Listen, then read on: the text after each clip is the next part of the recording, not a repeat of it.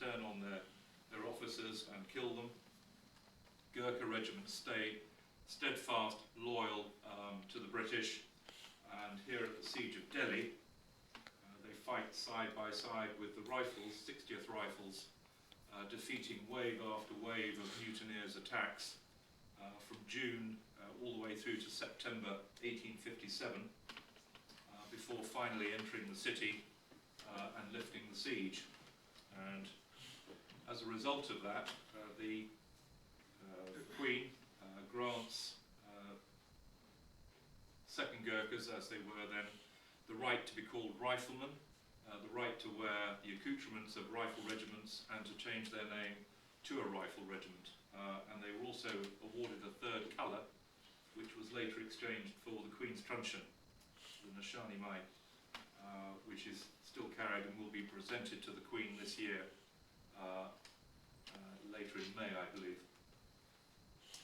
And there they are, second Gurkhas, standing outside Hindu Rao's house on the ridge above Delhi. The British press, newspapers, magazines, all carrying stories of the loyalty of bravery of Gurkhas. And so, shall we say, the love affair with the British public starts, and the British public fall fair square behind Gurkhas and have held them in the highest esteem ever since.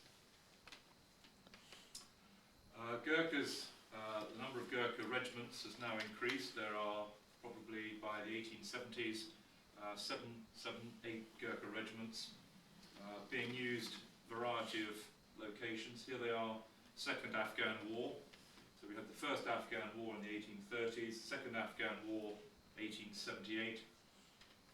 Here at the Battle of Kandahar, you have a second Gurkha again, just about to shove his hat down the barrel of the gun, claiming the gun for his regiment, second Gurkhas. And that gun is now outside the Courtyard, I believe, in Brunei. So, powerful tradition.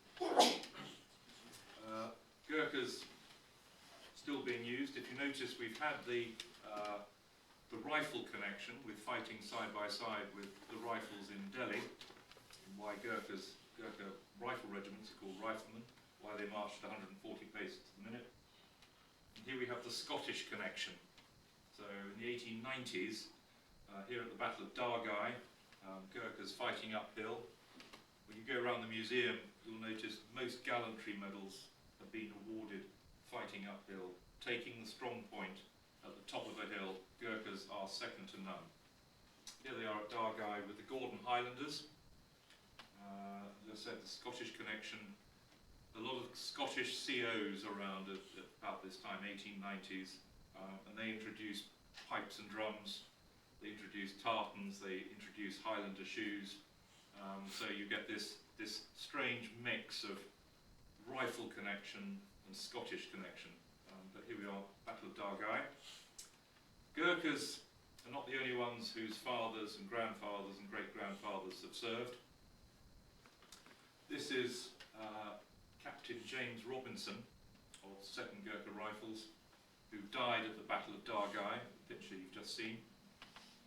And Captain James Robinson is the great-great-uncle of Colonel B.G., Colonel Robinson. So, with British officers also, you have this tradition of sons, and grandsons, and great-grandsons serving in Gurkha regiments. And say that's Captain Robinson. There we are, your typical Afghan Taliban type fighter. This picture taken 100 years ago.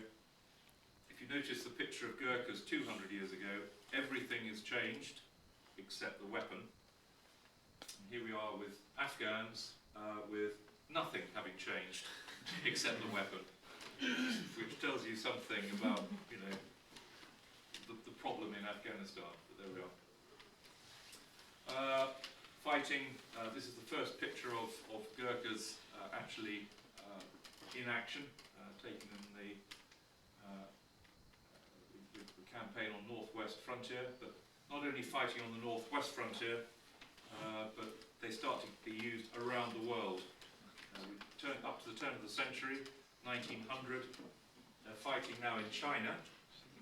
And here we have good example of, you know, the age range, you know, of a Gurkha regiment. So you have your standard Gurkha rifleman there, the distinguished and eminently sort of important Gurkha officer, and the young Gurkha bugler. So, great tradition. They fight in Tibet, 1904. Good picture of Gurkhas going all the way up to the top. A Victoria Cross was awarded to the British officer, an Indian Order of Merit to the Gurkhas. But this makes it look quite easy, really, doesn't it? All the way up to the top, nice path. But they didn't go up that way. They went up that way. Oh, that's hard work. That's hard work, you know. So, but there we are. But again, Gurkhas being used to fight these battles. Fighting on the north-east frontier, so in Burma, Nagaland, Lusai, and here they are in Arbor in 1911. And I always say at this point, what's wrong with the photograph? Or what's wrong with the flag in the photograph?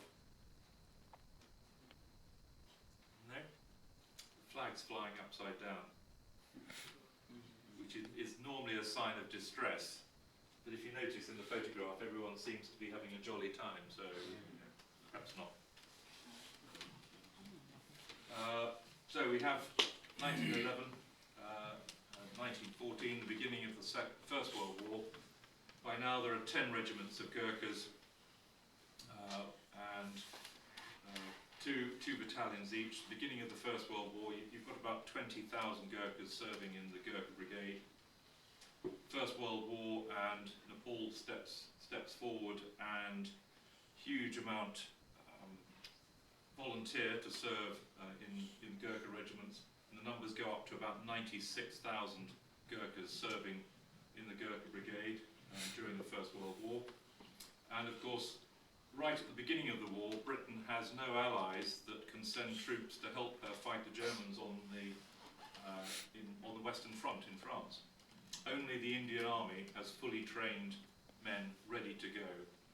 And six battalions of Gurkhas go over to France to help the British defeat the Germans. And of course, you have to bear in mind that Gurkhas leave the rather warm environment of the northwest frontier, although it can be cold. But they go from that sort of environment to northwest Europe. 1914 was the worst winter on record. So from the middle of October to the middle of March the following year,